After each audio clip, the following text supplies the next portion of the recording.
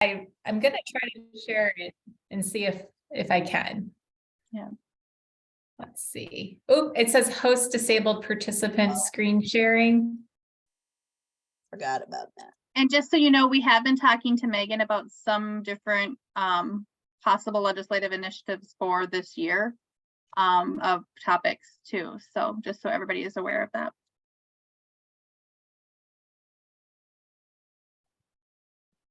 Is it possible to share the PowerPoint? If not, it's no big deal. I can just. No, you should be able, you should have access. Oh, okay. Let's see. Yeah. Yeah, now it's working.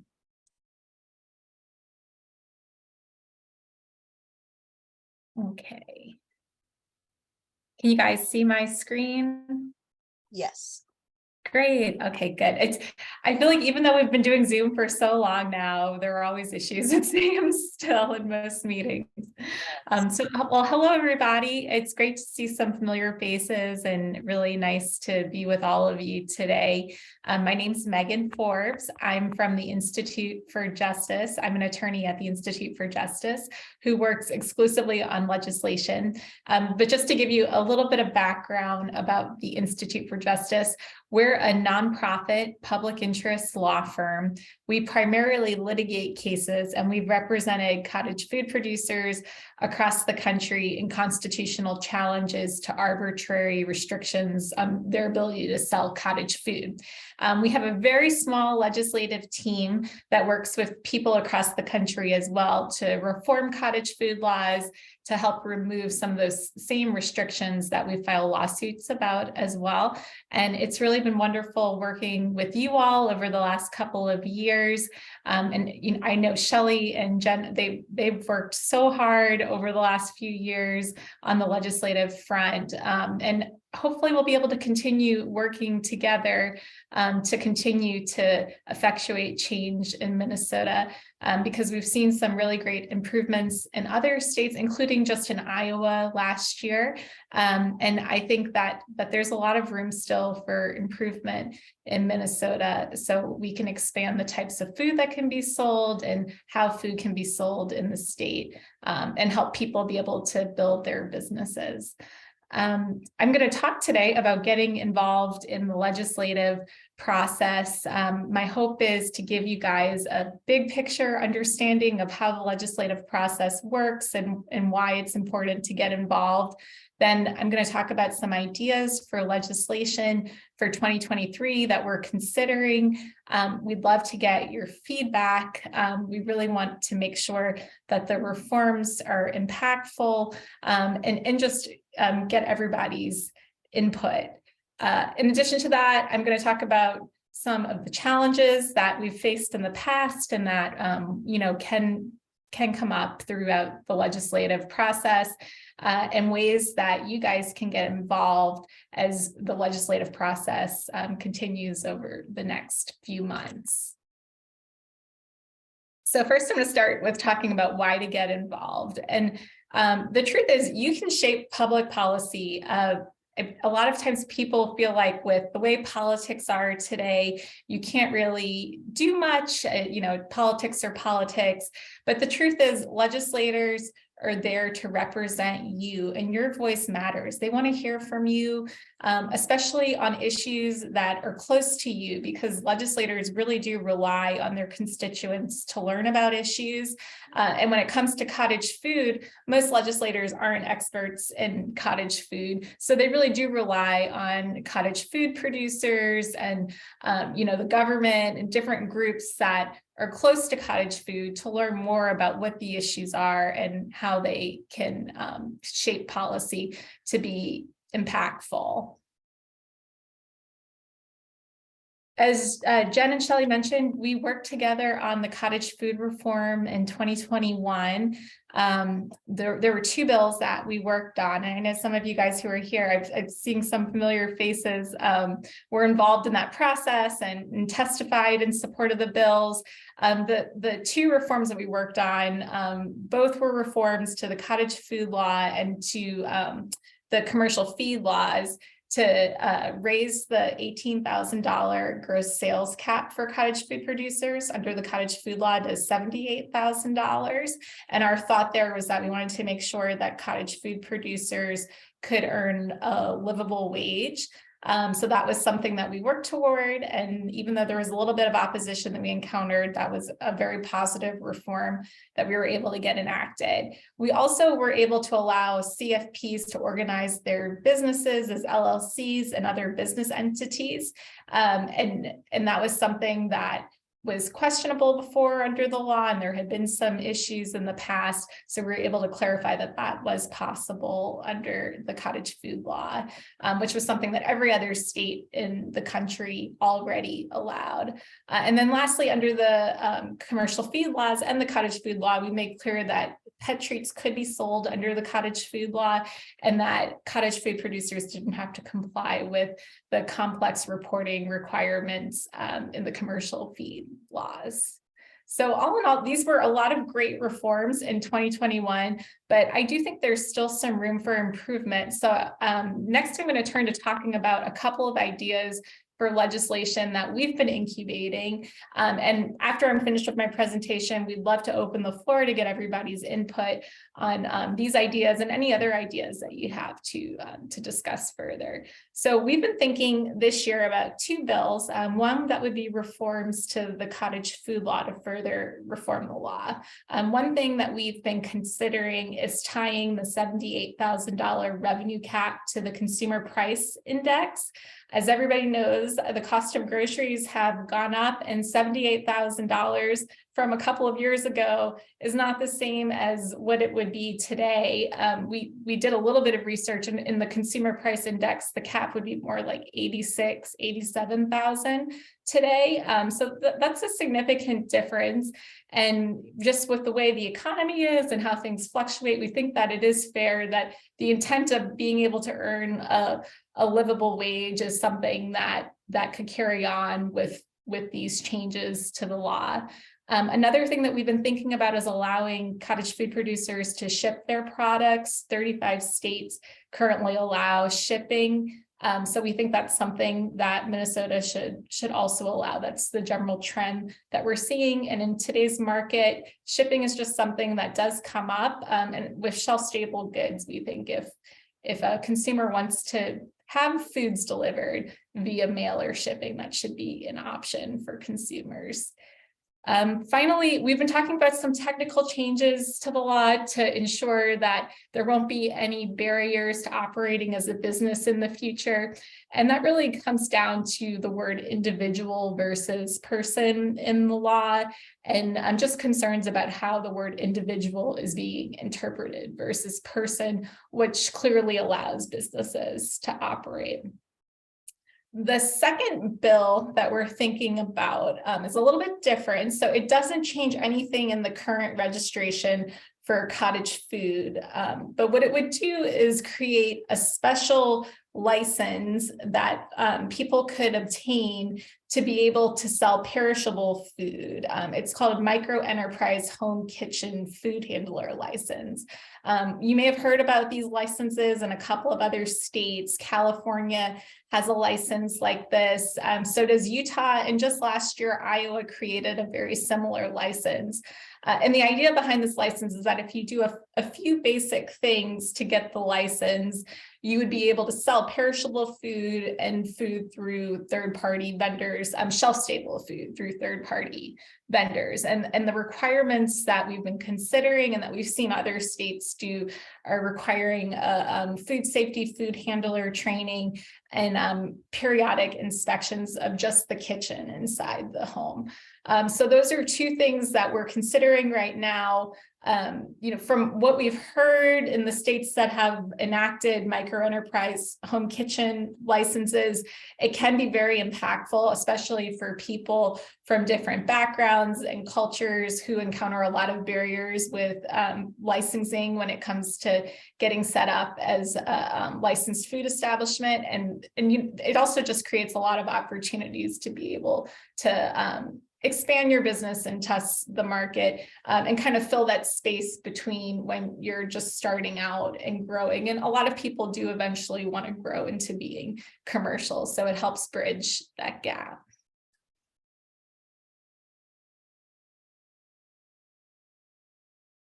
So turning to the big picture, you are critical to our work at the legislature. Every single person who's here, I think if you're able to reach out to your legislators, it would make such a huge difference. They really do want to hear your voice and want to help you as their constituents. And you should completely and totally feel free to approach them and tell them exactly what you think should happen. Don't ever hesitate to reach out. And I'm going to talk a little bit about ways that can be done. But it is just so important to reach out and make sure that they hear your story and your concerns and what you'd like to see happen on the legislative front. So the legislative process can be kind of mysterious if you're not familiar with it. And sometimes people feel a little overwhelmed just not understanding how the process works. So I'm going to do just a quick overview of how Minnesota's legislative process works. So hopefully as you're engaging in the process moving forward, you'll just have kind of a baseline understanding of where things are at and what that means for bills that you're supporting. So big picture, the Minnesota legislature meets from January to May. Every now and then it goes a little bit past May, but in odd number years, which are the budget years, the session's a little bit longer, and it starts in January. It's already started this year and goes on for several months. And even number years where the budget is not the primary focus of the session, the session's a little bit shorter, but this year it's a longer session, and we still have lots of time to work on bills, even though there's lots of time, but things move really quickly. So we are starting to pick up speed and try to get our ideas together so we can move forward. The legislature is bicameral in Minnesota. There's a House of Representatives and a Senate. 134 state representatives, 67 senators. Just a note about bill sponsors and co-sponsors. On the House side, you can have an unlimited number of co-sponsors. So I always tell everybody when you're talking with representatives, ask them to sponsor the bill because it's great to load up bills with co-sponsors on the House side. On the Senate side, there's a limit on the number of co-sponsors, so we're always a bit more careful on the Senate side with selecting who's going to be a sponsor for the bill. And in both parties, you want to make sure that the lead sponsor, you want to be pretty careful about who the lead sponsor is. So usually we'll set up the lead sponsor, get the bill introduced, and then share that information, and then we'll share a little bit of strategy at that point. Currently, right now, the DFL controls the House and Senate, and we have a DFL trifecta. We're one of the Democratic trifectas across the country. So, with the DFL in control now, we no longer have divided government, which we've had in the past, which creates some new opportunities that didn't exist, but also there are some things that may have been viable in the past that are no longer viable. So it's always different as different parties take control, but we feel pretty confident that the legislature is very favorable to cottage food and sees value in it and knows it's very important in Minnesota. So I'm going to talk a little bit about how a bill becomes a law. The bill gets introduced. Right now, there are no bills that we're working on that have been introduced related to cottage food, but the bill would get introduced. And then after the bill's introduced, that's when you start the process of building co-sponsors and support for the bill, meeting with legislators. When the bill's introduced, it's introduced in both the House and the Senate. So they're identical. You want the bills to be identical, and they're called companions, but you'll see 2 bill numbers. So that's really important. A lot of times people get confused because you'll see a House and a Senate file, but that's normal. That's how it works for every bill. And then both bills will travel through the process independently. One will go through the House, one will go through the Senate, and you'll have committee hearings in both the House and Senate. There gets to be a point in the process where the legislature will start to create deadlines where bills need to be heard by a certain date or they die. That's really important. The bill has to be heard by whatever the deadline is, and those usually get released early in the session. So we'll get an idea about that pretty soon. But it's really important that you do get the bill heard, and a lot of times, a lot of bills get heard the week of deadline, and those can be really long hearings, which can make it challenging when people are testifying to have to wait a long time to testify. But it's never been easier to get involved in the process right now and to testify. The legislature is very friendly to people appearing virtually. So there are a lot of ways that people can weigh in still. After the hearings, the committees will vote on the bill. It's very likely that a cottage food bill would go to at least 2 different committees in the House and 2 different committees in the Senate. So that's 4, maybe even more. You never know like which committees will pull in bills, but that's a lot of hearings, and it's really important to have people testifying at every single hearing to make sure that there's a good showing of support for the bill. After the bill goes through the hearings, then it goes to the floor. In Minnesota, a lot of bills get put into a big omnibus bill for each subject. So like an agriculture omnibus bill might be an omnibus bill that you would see the cottage food bills in. That can be really confusing too, because then you get another bill number that you're following. But that is usually a good sign, especially in a budget year, if the bill ends up in the omnibus bill. Usually what happens in Minnesota is that there's a House omnibus bill for agriculture and a Senate omnibus bill, and they don't always match. But now with the government not being divided, they might be a little bit closer than they used to be when Republicans controlled the Senate and the DFL controlled the House. But generally, you want the language to be identical in both bills, and if it's not, then you may be testifying again and going through that process again with the hearing of the omnibus bill. But again, I don't think that will be as much of a concern this year with the government not being divided. Then the bill, if it passes, goes to the governor. If it's in an omnibus bill, the governor almost always signs it. There have been cases in Minnesota where that doesn't happen, but Governor Walz is a governor that's known to sign bills and is usually very supportive of what the legislature puts forward. So that is a big picture overview of how this process works. And then if the law does pass and the governor signs it, then within a few months, usually in August, the law goes into effect and you have a new law.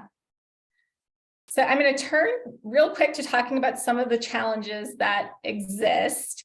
Things do not always go as planned when we're working on bills, and we do encounter obstacles. A lot of times special interest will come forward who feel threatened by reforms to the cottage food law. There are all kinds of different groups that are out there that you kind of have to navigate this as it arises. But there are some groups that do have concerns about expanding the cottage food law. So that's something that can come up throughout the process.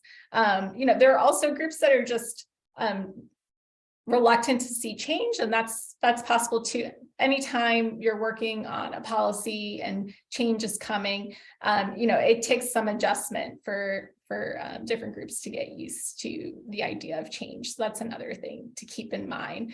And really, it's just a part of the process. A part of the legislative process is having this natural tension and legislators hearing different sides and deciding what's best. So don't feel discouraged if you do hear about opposition or if there is a problem. It just means that it's really important to continue reaching out to your legislator.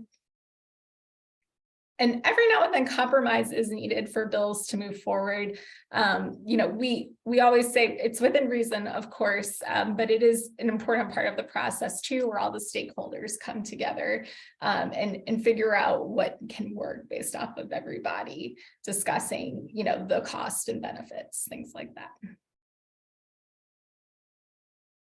So let's talk a little bit about ways to get involved.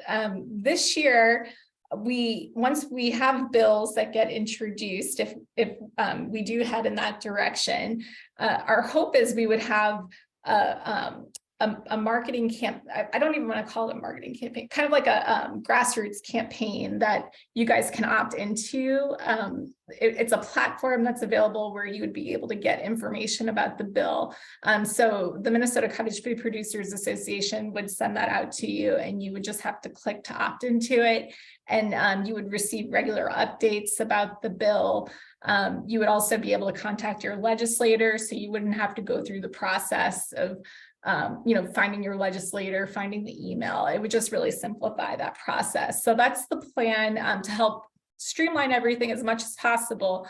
But if you're curious about who represents you, that information is available online at this link. You can just Google "who represents me legislature Minnesota" and it'll take you here. And you can enter in your address and see who your state senator and state representative is. It's really important to look at state and not US, because US is Congress and they aren't able to do anything related to the bills. It's just the state that's the focus. A lot of times people realize they have some type of connection to their state senator, state representative, because, you know, they're in your community.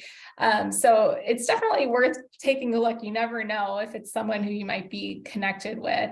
And then, you know, regardless, it's really important to connect with them. Feel free to call them. Their assistants usually answer the phone when you call. You can schedule a meeting via Zoom or meet with them in their district.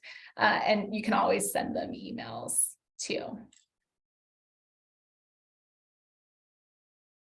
And as I've already talked through different ways you can support the legislation, committee meetings are most important.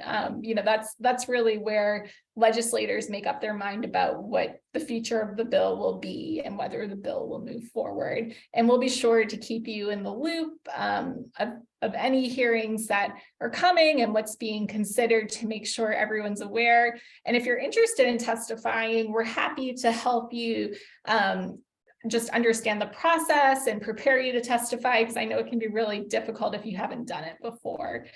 So we're happy to just give you a better understanding of what to expect there. And then, you know, finally, throughout the legislative process, there are lots of opportunities to connect with legislators. We don't want to be calling legislators every single week. You know, there's this fine line between being persistent and letting them know that you care, but not, you know, bugging them too much. But we'll be sure to let you know these critical points throughout the legislative process where it's really important to connect with them. And then if the bill does pass and goes to the governor's office, usually we'll let the governor's office know too, and have a few people connect with the governor's office about the bill as well. And, you know, one thing I'd like to mention too, if there are any organizations outside of the Minnesota Cottage Food Producers Association who you know about who are interested in cottage food or affected by cottage food in some way, just other stakeholders to bring into the conversation, definitely let us know, because it's really important to make sure that everyone who's affected is involved and supportive.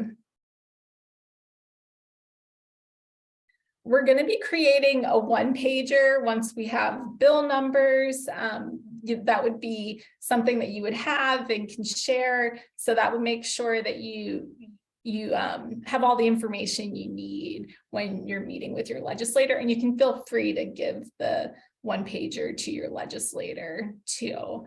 And then when you're talking with legislators, just speak from the heart and share your story.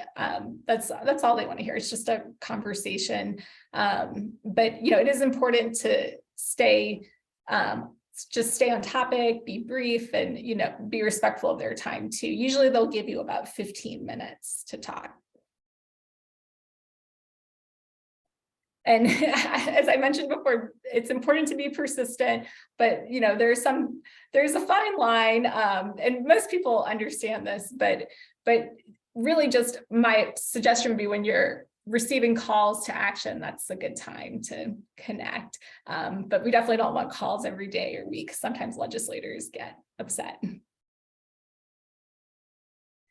Other ways that you can get involved too, outside of being directly involved in the legislative process, is just sharing information about the bill in your community. Let your customers know, family, friends, reach out to everyone who would be interested. A lot of times we're always surprised by how many people in the community come forward and want to help once you start getting the word out. I heard you guys talking about social media before I got on. It's really amazing what can be done through social media and how much of an impact social media can have on getting the word out about bills. So definitely feel free to share information about bills on social media in your network. And then if you're interested in writing op-eds or letters to the editor, it's always great to share your voice in that forum as well, because people will read it and are interested in it, and it can get legislators' attention too. And if you are interested in that, let me know. I'm happy to help walk you through that process too. So that's all that I have. I'm happy to answer any questions that you guys have, and we would love to get your thoughts on the ideas for legislation that we're thinking about.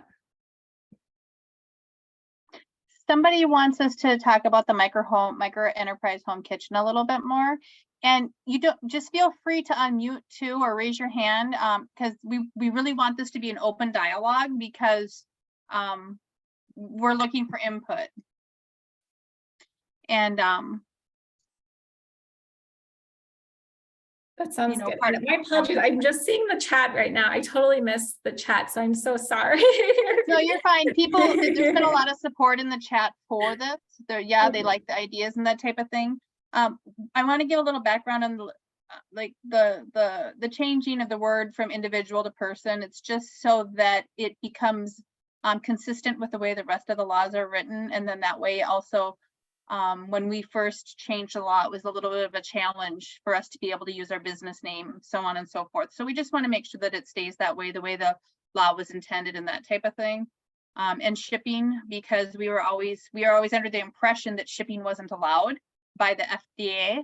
And we found out that, like you said, there's 38 states that allow it. And then actually, after collaborating with the FDA last year, when I wrote my labeling stuff, I found out that it actually is allowed. So then we discussed it with MDA. I spoke to Catherine, and she was like, oh yeah, the water activity, but the pH, that's where it becomes an FDA thing. So and then the micro enterprise kitchen, if you want to speak to that a little bit and why we're doing it. Yeah. So a few months ago, there was an article that Minnesota Public Radio put out in a story just about some of the barriers for small food businesses in Minnesota. And the story was really focused on people providing food of different cultures. But we know that these barriers exist for a lot of people. And we know cottage food, I mean, that's a business, and it's not like cottage food isn't a business, but the idea is to give people more of an opportunity to be able to expand their business and to grow it to a point where if you do want to take that step, you don't have to. A lot of people are really happy working from their home, but to just allow people to have the freedom to expand their business a bit more to fit their needs and to meet what their customers want too. Regarding what would be required for it. So this is something that we've seen in other states and just recently for Iowa. The thing that usually is required to make this something that's possible, because it's very different from having to have a commercial kitchen, is having an inspection of the home kitchen. Of course, there are limits, like nobody wants the government inspecting their bedroom or just the kitchen in the home, but that's something, periodic inspections, that's really the key to what makes this different, and then perhaps a little bit more training with the food handler training, but usually that's something that can be completed within a day. but just making sure that people have had that training too. But that's the key difference. There are also standards that we put in the law for cottage food producers to follow. And that's something that we've been thinking about, like what standards are appropriate. But we want to make sure that none of the standards in place would make it difficult to be able to use a home kitchen, because the key is for people to be able to still use a home kitchen when they're working under the micro enterprise home kitchen law. But those are the critical differences. And then nothing would stop you from using the cottage food law too. The idea is just to create options. And whatever we do not want it to hurt cottage foods, because our number one focus is cottage foods and making sure that the integrity is there. We've worked really long and hard at that. And it's just to solidify, and then also look at what makes most sense food safety wise, looking at different initiatives from different agencies and that type of thing. So if this is something people are thinking they want, and once we have more information and if we decide to move forward with it, we're definitely going to have a lot more education on it and an explanation as to why. I have reached out to somebody within the MDA, like Megan, Shelley, and I were talking, and waiting to have a conversation with that person too. So yeah, we just want to be transparent in everything that we do, because that's what we expect from our agencies. So we need to be transparent as well. I have a question. I'm just wondering, I saw that I like the list that you guys have pulled together. Do you know when you can move to the next step of possibly getting it prepared for a bill? So we're working right now to do that. As Jen said, we were our hope is to also talk with MDA too, and just get their feedback. But we have requested a few meetings to try to get a bill set up. We haven't finalized language though, but we have worked on language. So we were hoping to get everyone's input tonight. And once we feel comfortable that there's a general consensus of what would be good, then we'll move forward with language and hopefully getting the bill set up. I see, Melissa, you have a connection to a state representative? No. Is that someone else? It's another yes, Melissa. me. Oh, another Melissa. Yeah, Or Michelle. Melissa. Michelle. Altendorf. Oh. Yeah, no, my sister-in-law was just sworn in. She's a Oh, freshman wow. representative, and I know she would be very helpful in this. She, before she answered her calling to run for office, she grew Norwex. She's one of the big top leading Norwex people in their company, and so they have several small businesses, her and my brother-in-law, and I know she would be down with probably helping, because she's so into helping, you know, the citizens of the state. So I'm definitely going to reach out to her and say, hey, whenever you hear anything, if there's anything you can do to help, go cottage That's food. fantastic. I Yeah, know. wonderful. Do you know, I'm is she excited. a Democrat or Republican? She's Republican. Okay. Yep, Okay. down in District 20A, which is like Goodhue, Red Wing, Lake City down there. So yeah, she's very excited to hit the ground running. Yeah. Great. Yep, and we just want to stress, because Shelley put in there too, this is totally separate from cottage foods. So this would be a totally separate, this would actually be a license versus a registration. And I mean, yeah, we've been doing a lot of homework on it and stuff. We've been working with some food scientists as well and looking at the language. So yeah. Yeah, and I want to clarify, just to stress what Shelley is saying. This is different from the registration for the exemption, and the plan is it's completely separate. We don't want to do anything to take away from the cottage food exemption. At IJ, we view cottage food as just homemade food that's sold to consumers. But from the idea of like the exemption versus this, the license would do nothing to change that exemption. And our hope would be you'd be able to do both too if you wanted to. Like you could do shelf stable direct to consumer under the exemption, and then also have that license if you want it. But it's not intended to replace the cottage food exemption. And Amy just asked if the new license would have a sales cap, and that would all be dependent on, how we would introduce it. And then it could be left up to, if we introduce it, I should say, it could be left up to negotiation. Yeah, in Iowa, the sales cap is $50,000. I don't think Utah or California have sales caps. You know, there are lots of states that don't have sales caps for cottage food under their exemptions too. But we kind of learned what the limit was at last time when we worked on the bill a couple of years ago. But that said, the hope is if you're doing these extra steps, then you still have the limits of a home kitchen, where eventually if a person wanted to expand their operations, they would want to go to the commercial kitchen to expand. That's the idea. Like naturally at a certain point, you would have that motivation to become fully licensed, and you don't need a sales cap to do that. So that's the hope, but again, we would have to see once you start the legislative process, what happens there. I'm really excited to see the potential of shipping that bill introduction, because I think that's been long awaited. So it'd be really cool if that could happen for the cottage food. That's And great. we couldn't agree with you more. The thing is right now we're allowed to have employees deliver them. We can deliver them ourselves. And if there's no FDA regulation stating as to why not, and so many other states are doing it, we're really hoping then, because it'll open up a lot of opportunity for people who maybe are more homebound and can't make that delivery. So I also have people out of state who I know who would love to buy my salsa. And the only time they can get it is if they come to Minnesota to visit. Otherwise, they can't get it. and that's going to be a whole different thing though, because that's acidified and that will fall underneath the FDA. So that's something that will not be allowed to be shipped. It's going to have, that's our understanding. You'd have to just follow whatever federal law. So salsa can't ship.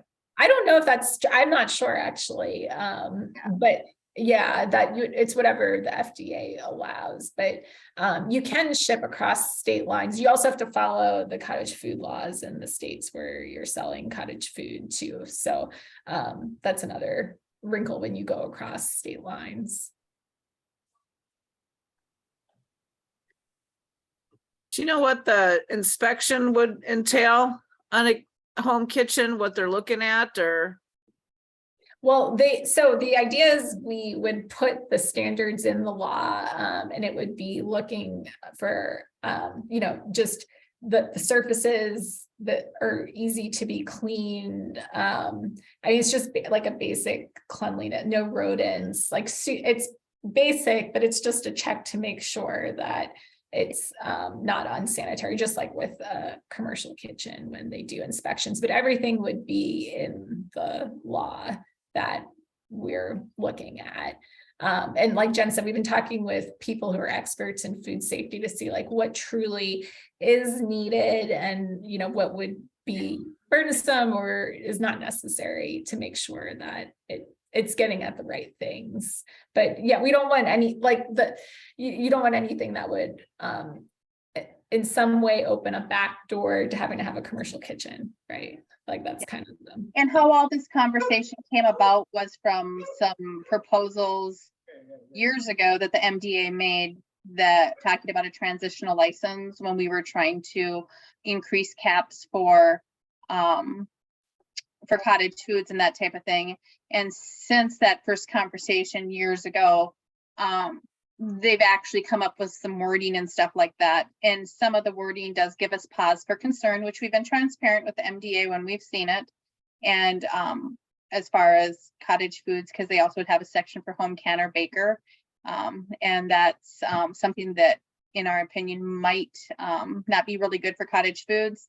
The transitional license, there's limitations as to how long you can do it. It would be like 36 months in the proposal right now. So we just think that if it's good for Minnesota for 36 months, it should be good for Minnesota indefinitely, for the simple fact that it may be hard to build your business in 3 and 36 months, especially if any of you are on listening to Kurt speak today about the cost of transitioning into a commercial kitchen, even rented and that type of thing. So that's kind of where all this stemmed. And then the fact that our other states around us and many in the United States are actually starting to move forward with this type of a kitchen. Yeah, and I see Amy's comment about opposition from the state with inspections. The transitional license proposal from a few years back that we saw had mentioned inspections. So we think that there may be an openness to doing it. And of course, funding is a concern too. So that's one thing that will be part of the conversation if there is this requirement that inspections be done, then there also has to be the ability that there's staff to do them. So those are things that are a little different from what we've talked about in the past when we've just been working on the exemption, but things that will be a part of the conversation here. And as far as offsetting some of those costs, there actually would be a fee to get that micro enterprise kitchen license. It's not going to be free. There's a cost to doing business. Yeah, and with a micro enterprise kitchen, you would still have to undergo the inspections. But then you would be able to legally sell a cheesecake, Amy. Yeah, and consumers want it. I mean, that's, you know, you guys know this, the consumers want to be able to buy different foods, and everybody loves cottage food. So I think we're seeing this trend all over. Some states have food freedom laws where there isn't a license or inspections, which is what IJ thinks is the model policy. But that's, you know, just not a possibility in Minnesota at this point, unfortunately. And as far as a lot of the specific goes, as what would and would not be allowed, that's something that's really going to get into a negotiation. We are just really at the ground level starting.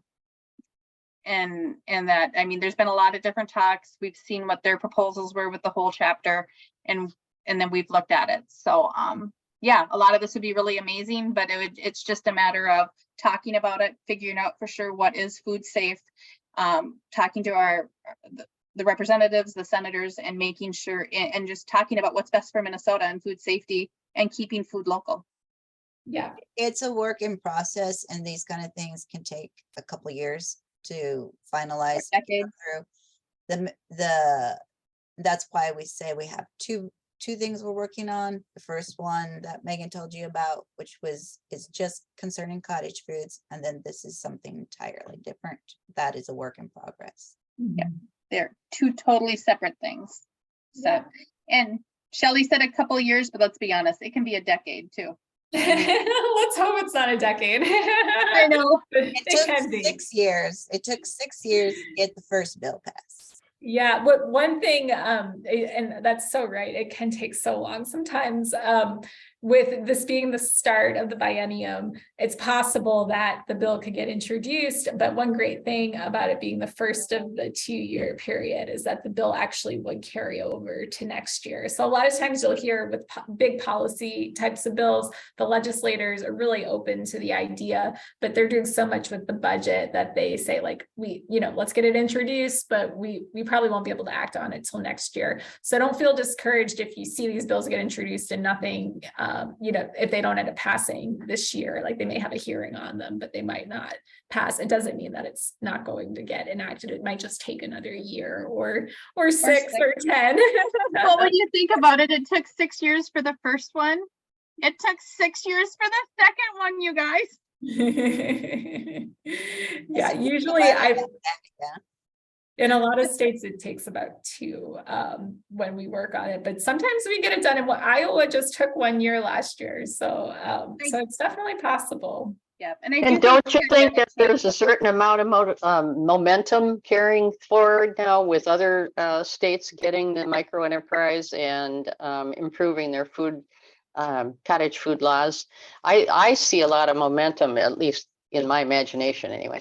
Oh, I do too. I agree. Yeah. And I've been involved with a lot of other states where we've been working on reforms, and we are starting to see just legislators knowing more about cottage food and the benefits of cottage food all over. They go to conferences and hear about cottage food. There's more of an interest just that you see among legislators in knowing about cottage food and wanting to help cottage food producers because of the benefits that. Well, every state, I also, go ahead, what? every state is different. Yeah, every state is different and we've had the cottage food momentum, but I do truly think this pandemic actually helped cottage foods as well, because it made us recognize not only as a state, but as a nation, the need for localized food. Because think of all the times we were out of food. And I go back to the veteran in northern Minnesota who had, what was it, 1,000 or 2,000 pounds of flour and was baking bread for people when they couldn't find it. Mhm. You know, here's a veteran trying to earn money, but giving back to his community. I thought, wow, that's great. And people want to know where their food source is from. Look at during the pandemic when all of the animals were being slaughtered and just being destroyed, you know, so people want local food. So it's always going to be no unless we try. So that's kind of my motto. Yeah. And one thing, one thing that I think is favorable for us is we know the chair on the House side, Representative Bang, she's very supportive of cottage food. She actually sponsored our bill or the 2 bills last time around. So she's very much aware of the issues that cottage food producers have faced in the past and the benefits of cottage food. So I think that she will be hopefully interested in this issue. All right, well, it looks like we lost a lot of our people. I think they're saying it's supper time. Thank you for being with Anybody us, else? Meagan.